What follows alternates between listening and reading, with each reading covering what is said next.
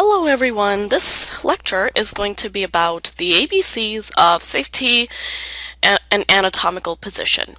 So basically, I tell my students that A&P is like learning a new language. You know the ABCs of it, and it makes learning the new language a lot easier. So this lecture is going to go over the terms, the terminology for different regions in the body, the different terms that we use, directional terms, gross anatomical terms, as well as the different body cavities and such. So having the knowledge of these terms will make learning all of the other chapters of A&P a lot easier. The first thing that I'm going to go over is what the standard anatomical position is. So in standard anatomical position, the subject or the person is standing with their feet flat on the ground and shoulder width apart and palms facing towards the anterior or towards the front. So from here on out, anytime any directional term is used, your mind should straight away go to the standard anatomical position. So imagine yourself in the standard anatomical position. So feet shoulder width apart, flat on the ground with palms facing forward. Your head is in its normal position and you are looking forward as well. The first thing that we're going to go over is the different planes of the body. There are quite a few of them, and it's important to understand what these planes are, because a lot of times when you have the gross anatomical views, you're going to have pictures that are from one of these planes. So the first plane, take a piece of paper and put it right where the pink shaded area is. So this pink plane right here. So this plane is called the frontal plane. So what the frontal plane does is that it cuts your body into the front or towards the nose and the back or towards the vertebral column. So anytime there is a frontal plane, it means that it is cutting the organ or the structure into front versus back. So that is the frontal, also known as the coronal plane. The next plane is right over here. So imagine a piece of paper and position it on your head right between your eyes and right along your nose. So this plane is going to divide your body into equal left and right halves. And because it divides it into equal portions, it is referred to as the mid-sagittal plane. So frontal plane divides your body into front versus back, and the mid-sagittal plane divides it into equal left versus right. You can have another plane that divides your body into left and right, but the portions do not have to be equal. And this is when the parasagittal cut comes into the picture. So this one right here. So the parasagittal plane also divides the body into left versus right. However, the portions are not equal. So you can have a parasagittal plane like it is in the picture.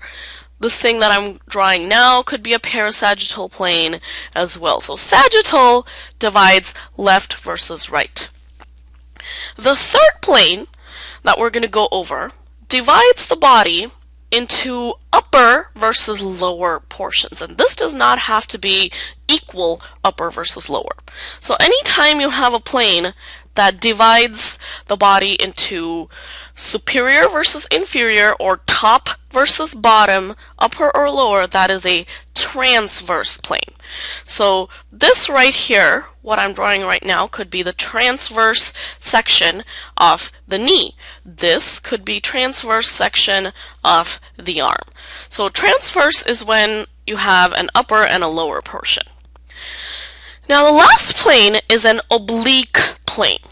So in the oblique plane, the cut is neither parallel nor perpendicular to the ground, but it is at an angle. So this right here is the oblique, this right here is the oblique plane of the calf. This is the oblique plane in the arm. So oblique is when the plane is neither parallel nor it is perpendicular to the ground. So to recap the different planes, you have the frontal plane, which divides front and back. You have the mid-sagittal plane, which divides equal left versus right. The parasagittal plane, which also divides left and right, but not necessarily equal. Then you can have the transverse plane, which divides the body into top versus bottom. And then the oblique plane, which is at an angle, so it's neither parallel nor perpendicular to the ground. Moving on to directional terms. Now, anything that is located above another organ. So these are relative terms. Superior versus inferior. So if I'm talking about an organ that is above a certain organ, I'm going to refer to that as superior. So my eyes are located superior to my nose. My lips are located inferior to my nose. So superior is on top or above, inferior is below. And when you're going through this, always try to think of examples, because I think examples help us remember the terminology a lot better. Now moving on to cranial or cephalic versus caudal. So think of the vertebral column. So it starts right here in our neck or towards our head and ends at our tailbone at the bottom of our vertebral column. So anytime something is oriented towards the cephalic or the cranial end, means that it is oriented towards the head. Anything that is oriented more towards the tailbone is referred to as caudal. So for example, my ears are towards the cephalic end of the body. My gluteus maximus muscle, which is the butt muscle, is located towards the caudal end of the body. So cephalic or cranial versus caudal. The next set of terms is anterior versus posterior. So in a biped organism, which humans are biped, meaning that we are upright, so we stand and walk on two of our lower appendages. So imagine yourself in the standard anatomical position. Anything that is anterior is towards the nose or towards the front of your body. Anything that is posterior is towards the back, or think of towards the back of your head, the back of your neck. All of that is posterior. So let's think of examples for this. So your eyes are towards the anterior of the body. So think about your spinal cord. The spinal cord is posterior compared to the heart or the lungs. So the lungs are anterior. The spinal cord is posterior. So anterior versus posterior. Now in bipedal organisms, we have terms that are very similar to anterior and posterior. And those are called dorsal versus ventral. Now dorsal is referred to as the back, or anything that's oriented towards the spine. Ventral is towards the belly. So if you think about it, the belly region is the ventral surface of the body. The back region is the dorsal surface of the body. So at this point, you should be pretty comfortable with referring to your different parts using these directional terms. Moving on to more terms. Now imagine the mid-sagittal plane in your body. So this one right here, the mid-sagittal plane, divides your body into equal left versus right halves. So that line, so that plane could also be referred to as the medial or the median. So anything that is oriented towards that midline is referred to as medial. If it's away from the midline, so this would be away from the midline, this would be towards the midline. So if it's towards the midline, it is called median. If it is away from the midline, it is called lateral. So my nose is medial My eyes are lateral. So, or my heart is medial, and my lungs are lateral to the heart. So towards the center or away from the center. The next set of terms is called proximal versus distal. Now think of point of origin. So if you think of the arm or the leg, the point of origin is a joint of some kind. So in the arm, it is this shoulder joint right over here. So this is the point of origin. Now, something that is oriented towards or near to the point of origin is called the proximal end. Something that is oriented away from the point of origin is called the distal end. So the bones in your fingers are called phalanges. The phalanges are located towards the distal end of the arm, versus the shoulder joint, which is located at the proximal end of the arm. The same can be said for the leg as well. So our hip joint is towards the proximal end, and our ankle is towards the distal end. So I hope everyone's getting comfortable with these directional terms. Now think of the median again. So it's that mid-sagittal plane. So if you have two structures, two organs on the same side of the median. So over here, I'm going to draw a makeshift mid-sagittal plane on her. So this is the mid-sagittal plane.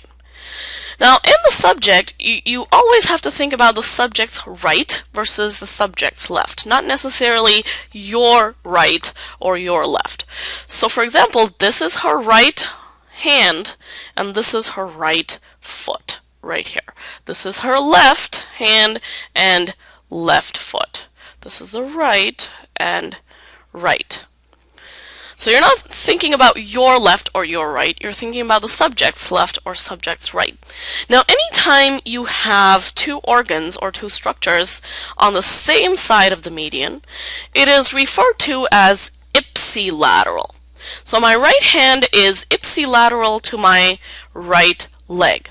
My right eye is ipsilateral to my right ear. Now, if they are located on the opposite sides of the median, they are referred to as contralateral. So my right eye is contralateral to my left eye.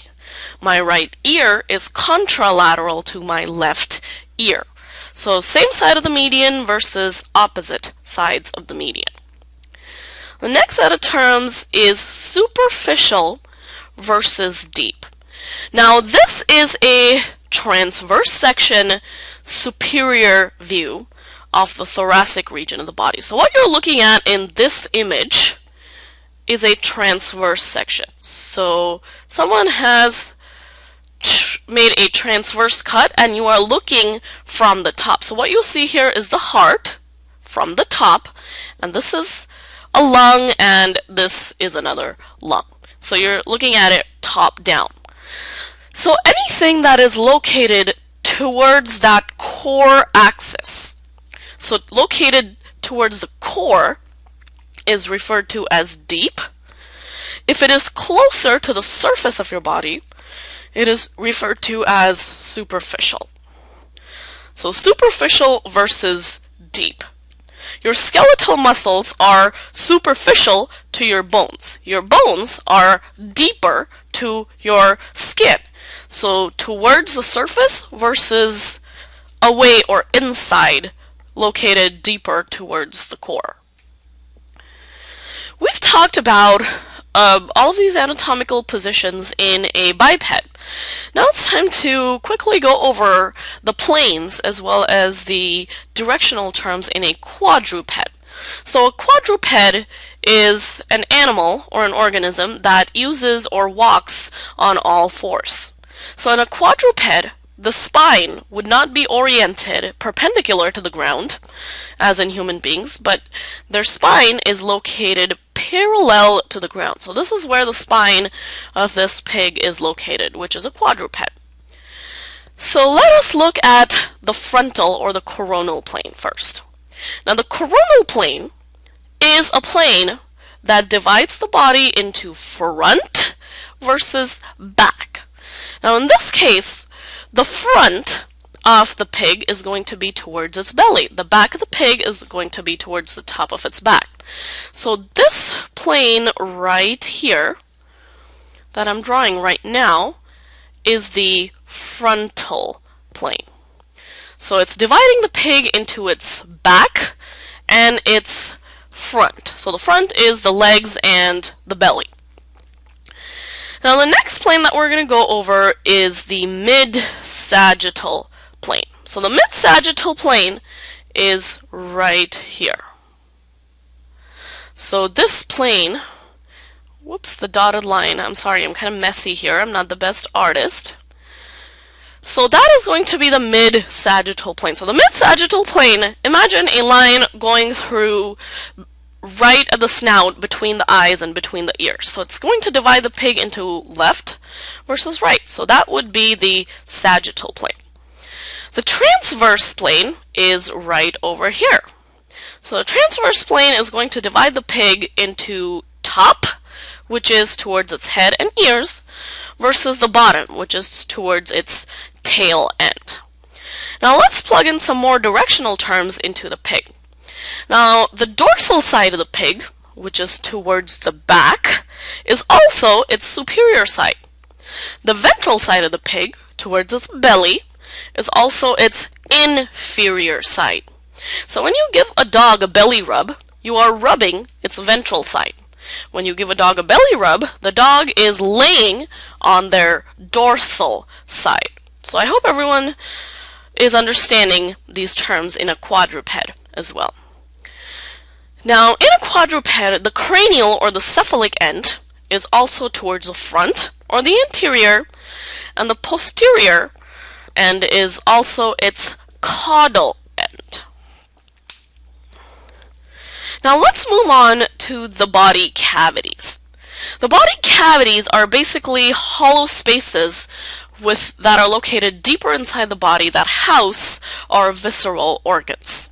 So let's start with the superiormost body cavity, the cranial cavity. It's shaded right here in the yellow, and it's a cavity that holds the brain. So this right here is the cranial cavity. Now the cranial cavity continues down towards the dorsal side and holds the spinal cord, also shaded here in the yellow. And that cavity is called the vertebral canal. So the cranial cavity and the vertebral canal are a continuation. So they're not two separate cavities, but they are connected. The cranial cavity holds the brain versus the vertebral canal that holds the spinal cord. Both are holding the central nervous system, which is nothing but the brain and the spinal cord. Now moving on to the next cavity down is the one shaded in blue, and it is called the thoracic cavity. So basically the thoracic cavity is located above the diaphragm. So what I am showing you right here is a diaphragm right here. That right there is a diaphragm. So the diaphragm is a transverse muscle. So look at the plane along which it is located. It's dividing something into top versus bottom. So the diaphragm is a transverse muscle, and superior to the diaphragm you have the thoracic cavity. Now we have three structures in the thoracic cavity. One is the heart, and it is located towards the median, so it's medial. And to the lateral sides of the heart we have lungs. So this would be the right lung, and this would be the left lung. So that is the thoracic cavity. We're going to go into a little bit more detail in just a little minute. Now, inferior to the diaphragm is the cavity shaded in green. That is called the abdominal pelvic cavity, and the dotted line represents the separation of the abdominal cavity versus the pelvic cavity. So the abdominal cavity is a cavity that holds our gastrointestinal system. Now, a new term here is the peritoneum. The peritoneum is a membrane, a serous membrane. So a serous membrane is essentially a membrane that never sees the outside of the body versus a mucous membrane. So a mucous membrane is a membrane that lines our mouth because it's exposed to the outside of the body. A serous membrane is something that never sees the outside of the body. So this abdominal cavity is lined by a serous membrane, and this is called the peritoneum.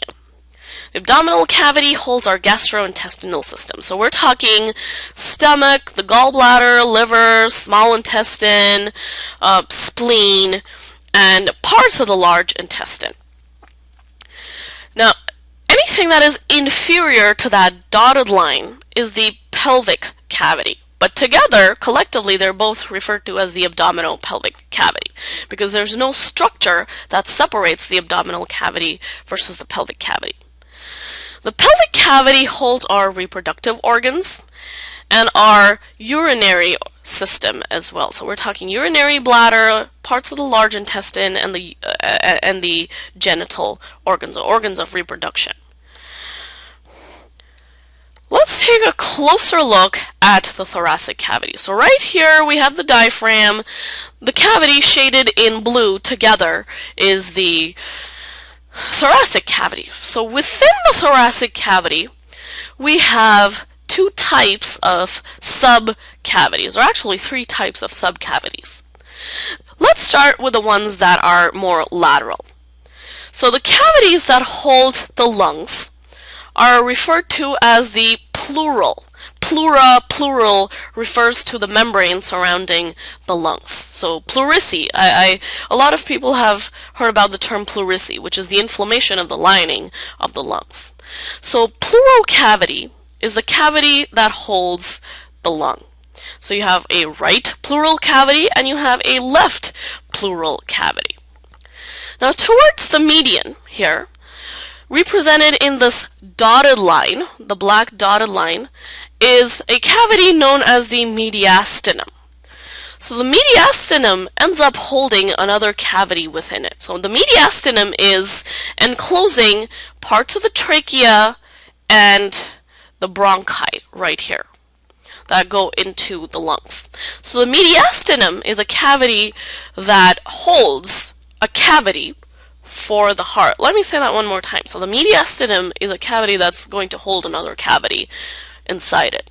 And the cavity that the mediastinum holds is for the heart, and it is referred to as the pericardial cavity. So the pericardial cavity is right here in the red.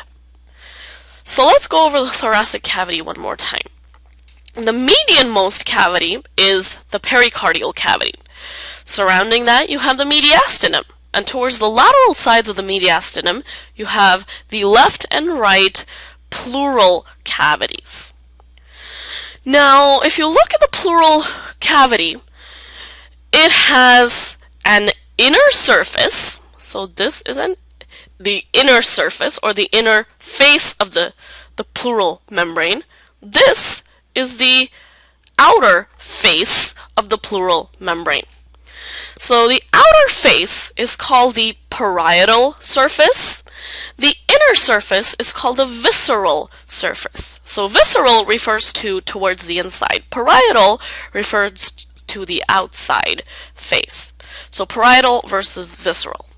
Even in the pericardial cavity, this would be the visceral surface, and this would be the parietal surface of the pericardial cavity.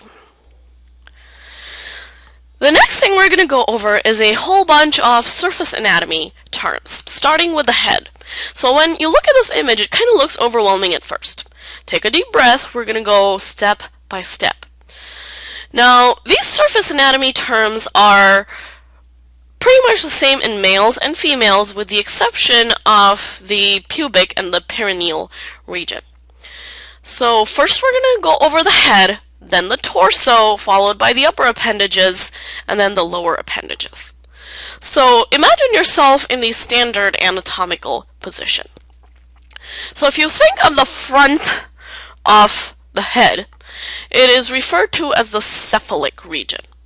The back of the head, or the top of the head, is referred to as the cranial region.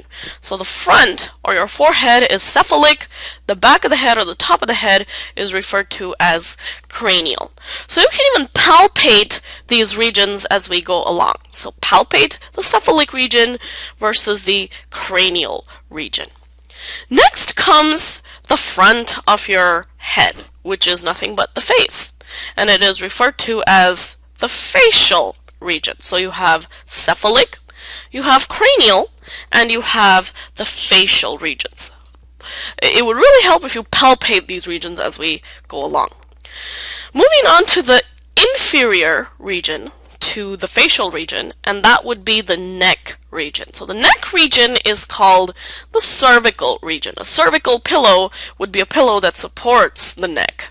So you have cranial, cephalic, facial, and cervical region. Now moving on inferior to this region, we have our chest region. So this region together is referred to as the thoracic region, and it contains two sub-regions. So within the thoracic region, at the midline, we have our chest plate, which is known as the sternum. So the medial side of the thoracic region is called the sternal region, and the lateral sides are called the pectoral regions. And that is because a large muscle called the pectoralis muscle is located in this region. So the thoracic region consists of the sternal region, which is towards the median, and pectoral region, which is towards the lateral sides. Now moving on to the region inferior to the thoracic region would be the abdominal region. So abdominal region consists of a few subregions as well. So towards the belly button or the umbilicus is the umbilical region. So umbilical region is right here around the belly button. And abdominal region would be all of this together. So abdominal versus umbilical. The next region down is going to be the inguinal region. So think of the inguinal region, or the groin, as the junction between your torso and your lower appendages, which are the legs. So that junction is called the inguinal region, or the groin. The next region towards the medial side here is the pubic region. So the pubic region is whatever's between the legs towards the anterior side. That is the pubic region.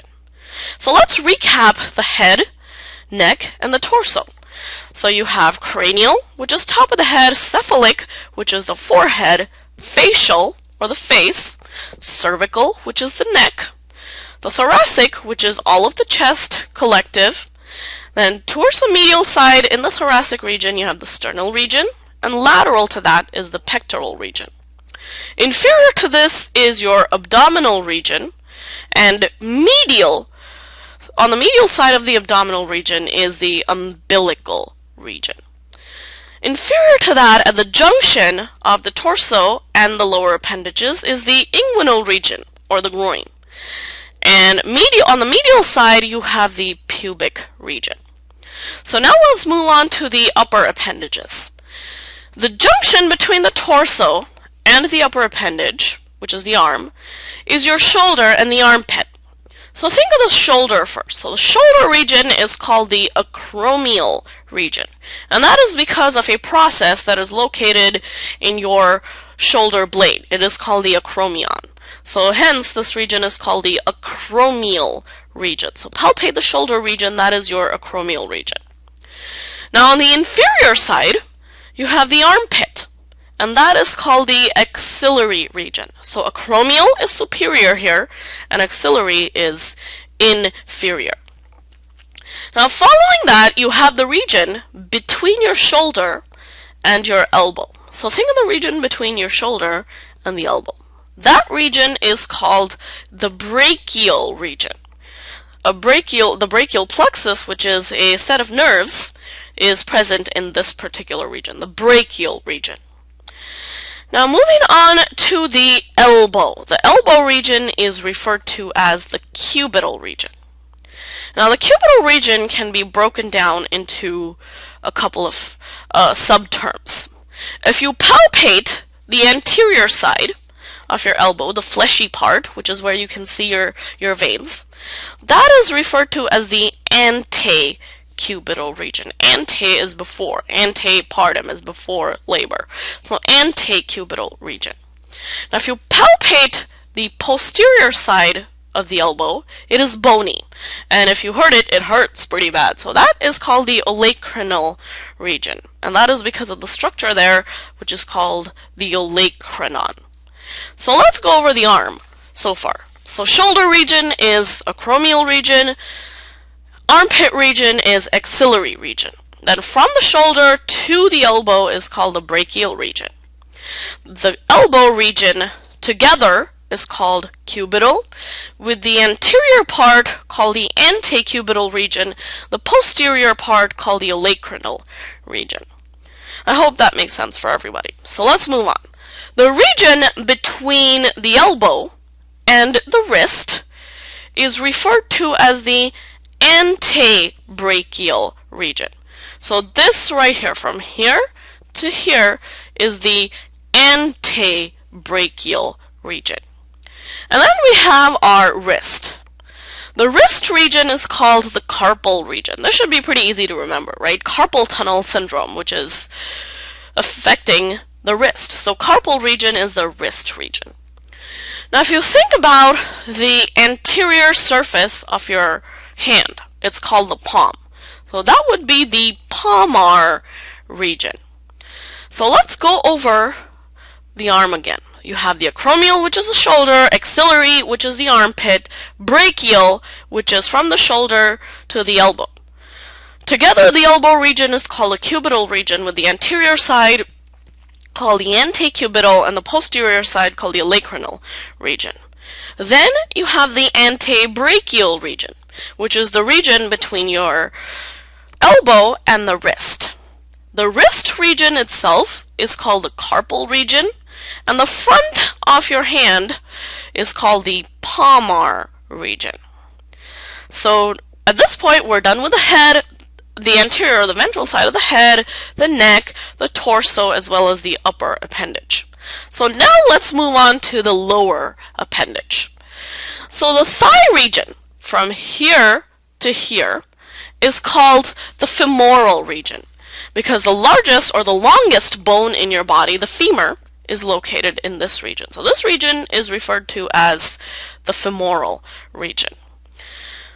Right over here on the lateral side, on the lateral side of your torso is your hip joint. So the hip region is referred to as the coxal region. Spelling is right over here. So you have the femoral region, which is the thigh region, and coxal region, which is the hip region. At the distal end of the femoral region, I hope that makes sense, at the distal end of the femoral region, you have your knee joint. So the front of the knee, this part, is referred to as the patellar region. Patellar, because the bone right there, the kneecap, is called the patella. So that is the patellar region. Now next we move on to the region between the knee and the ankle right here. So on the anterior side, this region is referred to as the crural region. So in the lower extremity you have the coxal region, followed by the femoral region, the patellar region, and the crural region. Then you have the ankle. The ankle region is referred to as tarsal. So the ankle, and that's named after the tarsus, which is a bone in the ankle joint. So when we look at the foot region as a whole, so this entire region is referred to as the pedal region. Pedal is foot. Now in the pedal, we have two subregions. We have the surface of our foot that is planted on the ground, and hence it is referred to as the plantar surface. So it is the inferior surface of the foot. We have a top surface of the foot as well, right here. And that top surface of the foot is referred to as the dorsum of the foot. So let's recap the entire ventral side. So I'd like everybody to palpate as we go over. We have the cephalic region or the forehead, the cranial region, which is the top of the head, followed by the front of the head, which is the facial region, the neck, which is the cervical region. Together, the whole chest region is referred to as thoracic. On the medial side, towards the chest plate, is the sternal region. To the lateral sides of the sternal region is the pectoral region. Inferior to the thoracic region is the abdominal region, with the umbilical part or the umbilical region being towards the medial side, right where the belly button is located. Now moving towards the inferior side, the junction between the torso and the lower appendage, which is the leg, is referred to as the inguinal region. Moving on to the arm or the upper appendage, the shoulder region is referred to as the acromial region and the armpit as the axillary. Then the region between the shoulder and the elbow is called the brachial region. The elbow region together is called cubital, with the anterior side being antecubital and the posterior side being olecranon. The region between the elbow and the wrist is called the antebrachial region, and the wrist region is called the carpal region. The anterior surface of your hand is the palmar region. The posterior surface of your hand is called dorsum of the hand. Now, in the torso, the lateral part, the junction between the torso and the lower appendage on the lateral side, is called the coxal region. That is the hip region. Followed by the thigh region called the femoral region. The knee region on the anterior side is patellar, followed by the crural region, which is the shin. Then comes the ankle or the tarsal region, followed by the foot, with its lower surface or the inferior surface being the plantar surface and the superior surface being the dorsum of the foot. Now we talked about the ventral side. Now it's time to talk about the dorsal side. So by this time the dorsal side is going to look a lot easier than the ventral side. So let's start. You already know the cranial region, which is the back of the head and the top of the head. Now talking about the back of the neck. So this region right here. That is called the nuchal region. Inferior to that is the upper back. So from here to about here. Now this is where we have our shoulder blades. This is his left shoulder blade. This is his right shoulder blade right here. The shoulder blade are called scapulae. So hence that region is called the scapular region. Towards the medial side of the scapular region is called the interscapular, or in between the two scapulae. So interscapular region. So you have cranial, nuchal, interscapular, and towards the lateral sides of that is the scapular region. Now go downwards or towards the inferior side, the mid-back region, right here. The mid-back region is called the vertebral region. Inferior to the mid-back, we have our lower back, and that is called the lumbar region. So lumbar region is this one right here. So that is the lumbar region. Inferior to lumbar region, we have a set of bones called the sacrum. So hence, this part right here is called the sacral region. The gluteal cleft, which is commonly referred to as the butt crack, the gluteal cleft is towards the medial side of the sacral region. Now, the butt region is called the gluteal region. So let's take it from the top. You have cranial, nuchal, scapular, interscapular, vertebral, lumbar, and sacral.